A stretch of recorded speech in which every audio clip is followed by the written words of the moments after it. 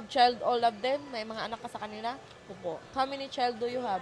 Ano, tatlo. You have 3 Nagkaanak child. sa tatlo. So, in your 5 live-in partner before, you have, may anak ka sa kanila, lahat? Hindi po.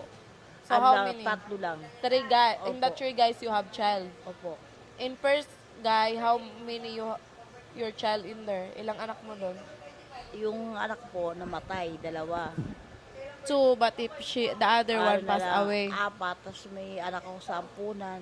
Kasi dati, di ko alam anong gagawin ko sa sarili ko. You don't know what going to do in your life that time. Opo.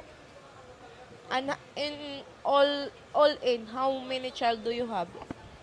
Yung mga anak ko, nandito sa akin, 4 na lang.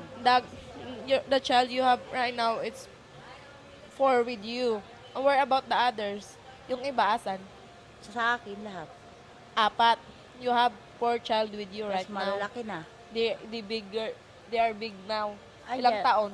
Ano na, mga 20, may anak kong 13 anyos. 20-year-old. They're not working? Di ba nagtatrabaho? Ano na sila, nanglilimos sila sa dito. They're just begin money. Opo. So why they're not looking for job, nanay? Did they finish studying? Nakapag-aral po ba? Opo.